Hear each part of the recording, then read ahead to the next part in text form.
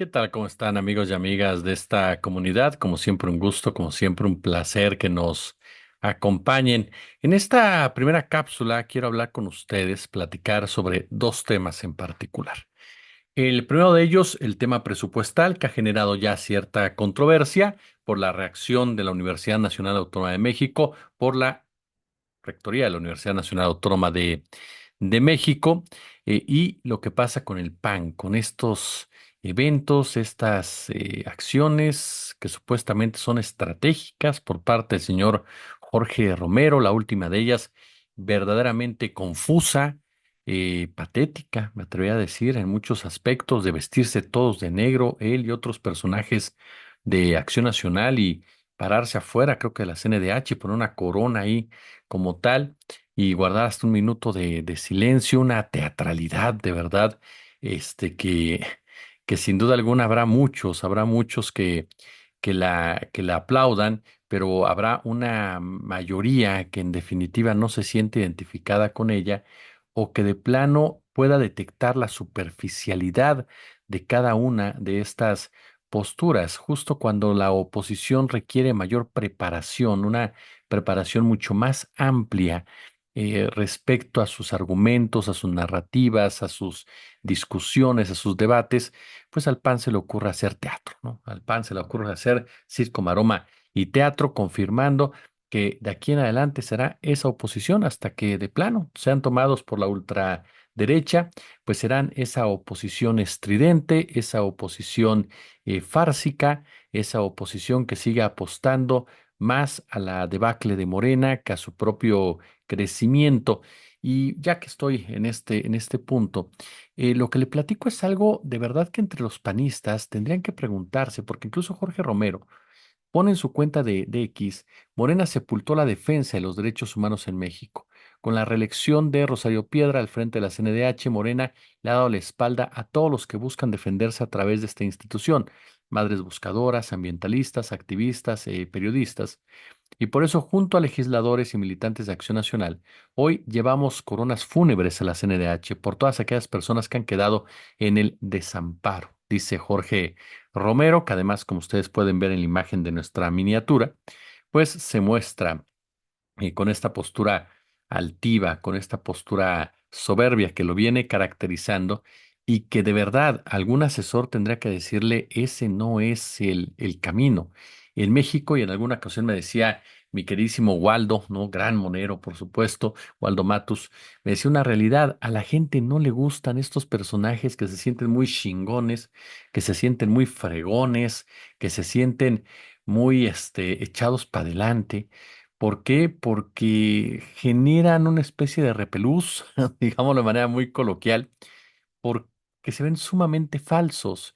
Y así es como se ve este tipo de protestas de Acción Nacional, como un grupo de privilegiados que están cuestionando hechos por los cuales nunca les han importado y que a final de cuentas lo único que ahora tratan es de aprovechar otra vez temas sensibles, temas serios para un beneficio electoral.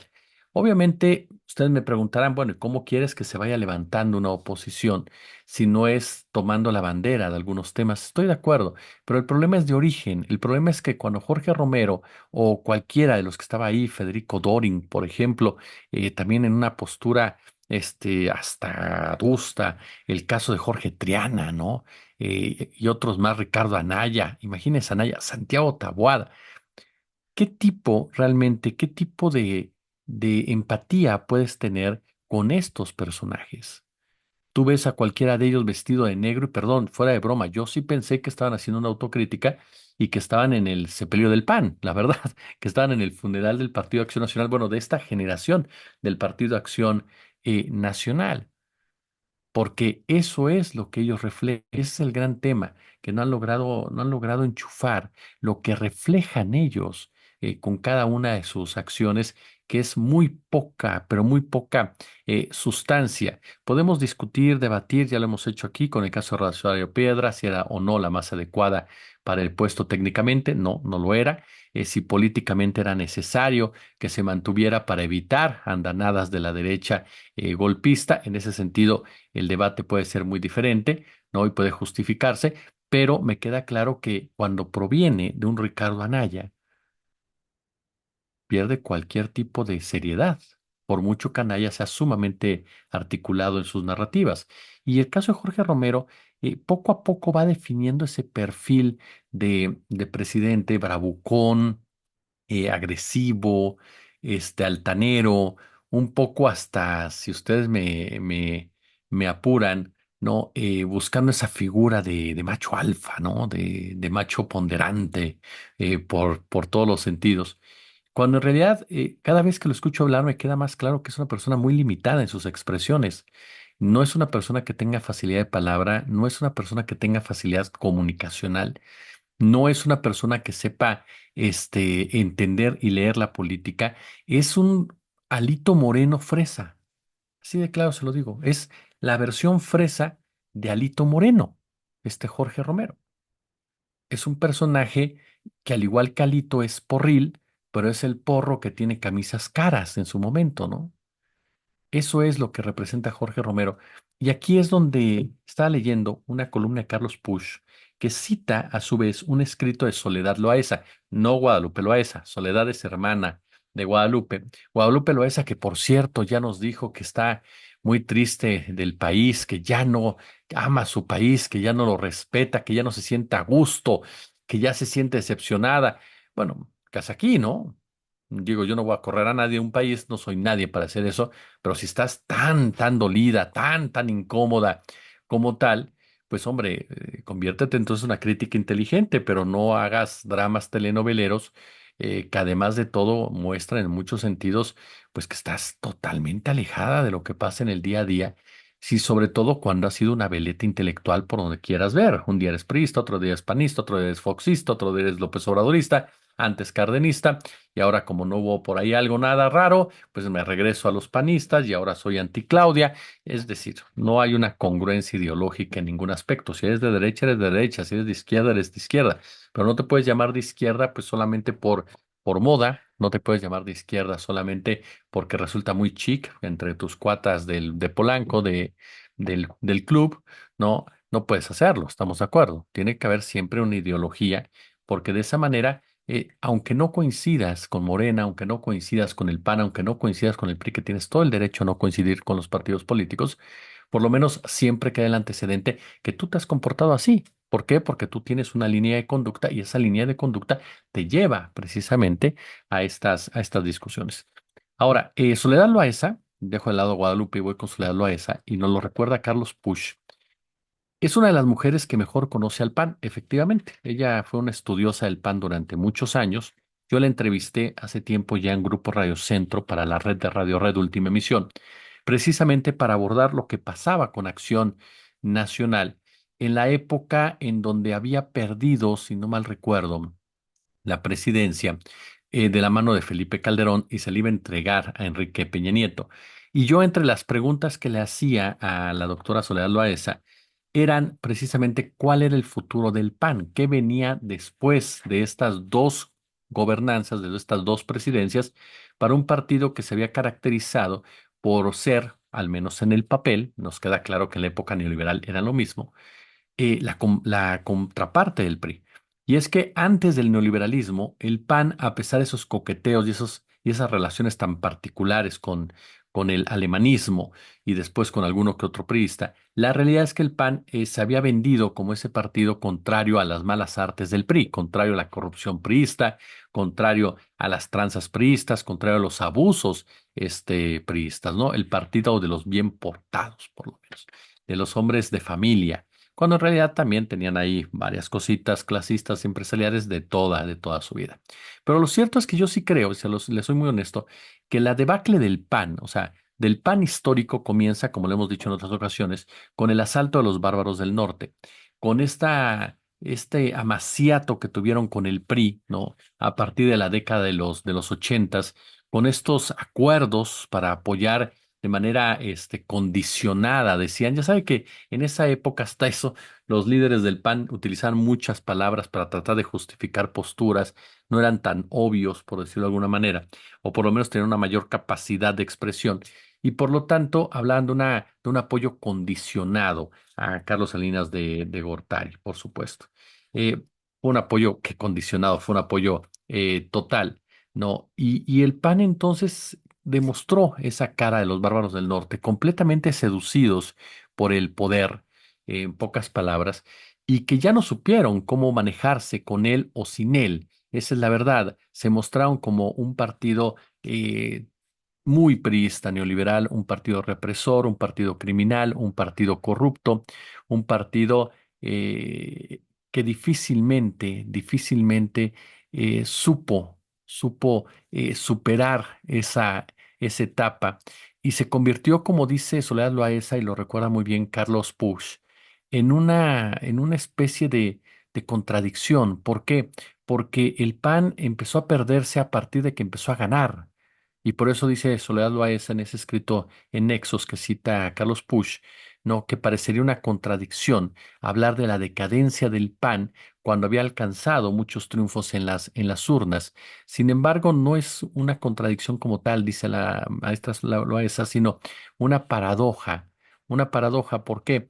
Porque el resultado del impacto del poder sobre una organización cuya única fuerza era un conjunto de valores fue rebasado por la modernización de la sociedad, eh, en pocas palabras, y antes de ajustarse a las realidades del siglo XXI, el PAN pues se dejó seducir completamente por el espejismo de las mayorías electorales y de esa manera modificó todo un orden estratégico, ¿no? En donde el partido estaba más preocupado, por supuesto, por atraer electores a la mala con engaños y demás, que en construir una verdadera oferta política. En pocas palabras, perdió total identidad, buena o mala, regular, la que tuviera antes del neoliberalismo, pero la perdió completamente el Partido Acción Nacional.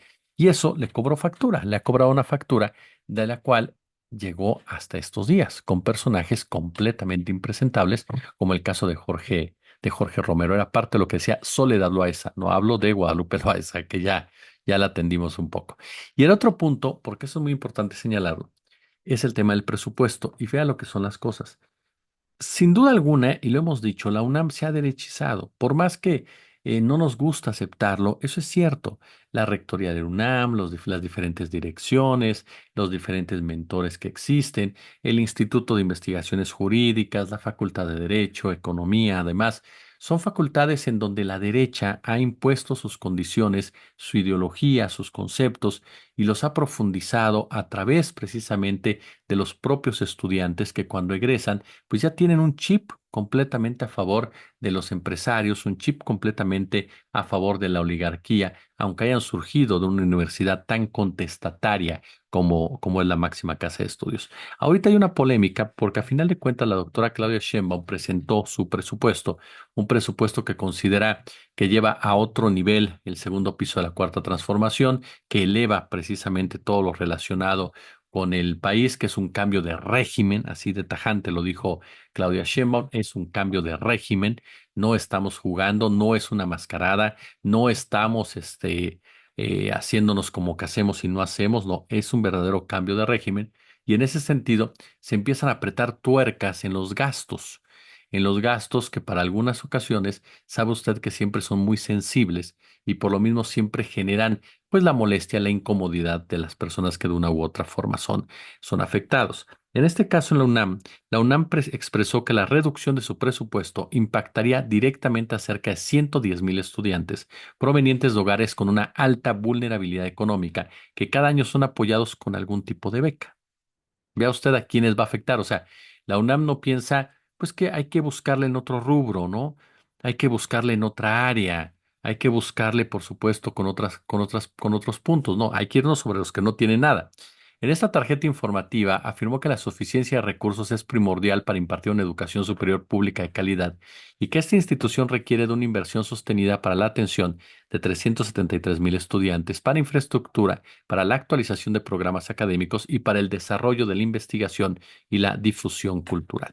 Preciso que hoy al mediodía tuvo conocimiento del recorte al subsidio federal propuesto en el proyecto de presupuesto de egresos de la Federación para el próximo año y el cual es contrastante con lo señalado poco antes por la presidenta Sheinbaum, quien señaló que las instituciones educativas autónomas dispondrían de un incremento similar al de la inflación.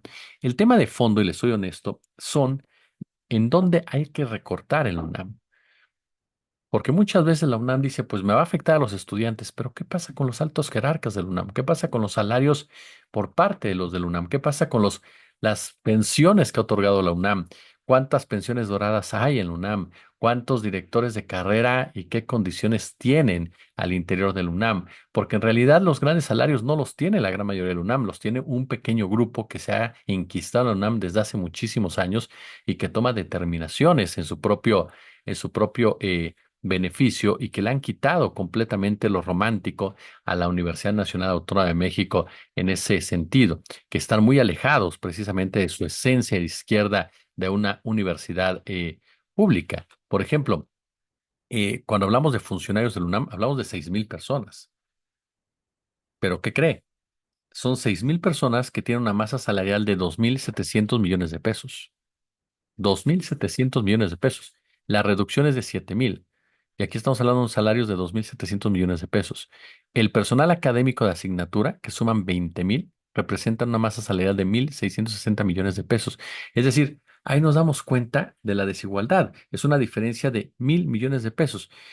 Como director general de evaluación institucional en su momento, Alejandro, perdón, sí, el señor Ordorica, que por cierto quiso ser este rector, fue muy tajante, muy, muy tajante cuando habló sobre cómo se presentaban esas percepciones mensuales que obviamente tenían que reducirse para no gastar tanto en conceptos que hoy por hoy, resultan ser hasta ofensivos. Fue lo que señaló en su momento Imanol Ordorica. Y ese es uno de los tantos gastos de los cuales podemos hablar. ¿Por qué? Porque en la élite administrativa del UNAM nos topamos con teléfonos celulares, con automóviles, con choferes, con gastos de gasolina, con comidas, con cosas pero tan particulares. Ahora, debe de haber un presupuesto transparente, ¿no? En la gestión del presupuesto, en la ejecución del mundo. La comunidad y en general el país tiene que estar informada de los procesos de negociación, de los procesos de gasto porque me queda claro que mientras no haya esta transparencia, pues es muy fácil para la UNAM negar que haya algún tipo de corrupción, ¿no? O sea, negar que hay algún tipo de corrupción. Insisto, se tiene que dar a conocer la información para poder dimensionar también si hay otras áreas de oportunidad para dónde recortar el presupuesto o de verdad se está exagerando en el recorte al presupuesto. A mí sí me parece que la UNAM tiene mucho que trabajar en ese rubro porque la postura que tiene la presidenta Claudia Sheinbaum no es tanto por el lado o el hecho de la famosa austeridad republicana, sino el hecho de no gastar más donde no se deba de gastar más. Aquí el punto va a ser que ya la UNAM reacciona diciendo, no, pues va a afectar a los que menos tienen. Entonces, ¿cómo es posible que tu primer razonamiento sea, va a afectar a los que menos tienen? Y yo aquí le voy a decir algo. Muchas de las becas, por ejemplo, que se otorgan en UNAM, vienen procedidas del respaldo que da la Fundación UNAM, ¿no? La Fundación UNAM, FUNAM, como se le conoce por sus siglas, y que, por cierto, nada más por dejarlo ahí en claro, hizo donativos millonarios a la rectoría. Ojo con esto, esto lo dio a conocer Contralínea. Transfirió, si no mal recuerdo, 100,784,846 pesos a la máxima casa de estudios en los ejercicios 2021-2022. Se habla de donativos, son donativos millonarios, millonarios. Y hoy por hoy no se sabe bien a bien, para qué se utilizaron, en pocas palabras. ¿Para qué? Sí, nos pueden decir se canalizaron en estricto cumplimiento del objeto social de la fundación, que es apoyar a la UNAM, ¿no? En docencia, becas, ojo, principalmente en becas, investigación y difusión de la cultura. Entonces, si la Fundación UNAM es la que más apoya en becas con este tipo de, este, de donativos, 100 millones de pesos, por ejemplo, que no es cualquier cantidad, ¿por qué la UNAM habla de golpear a los que menos tienen, que son las personas, becadas? Es a lo que voy. La UNAM en definitiva tiene que aprender a que vivimos otra época también y en donde tiene que haber esa transparencia. Una transparencia que también, obvio, se aplica al gobierno como tal, a sus diferentes dependencias.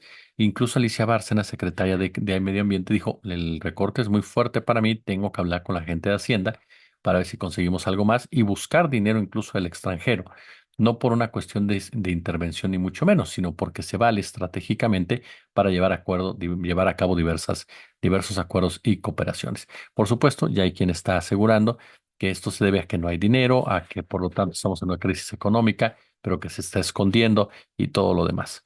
Habrá que esperar qué es lo que se va dando. Por lo pronto, yo le agradezco el favor de su atención por estos dos temas y nos vemos al ratito con otro comentario. Yo, como siempre, ya lo sabe, un gusto, como siempre, un placer.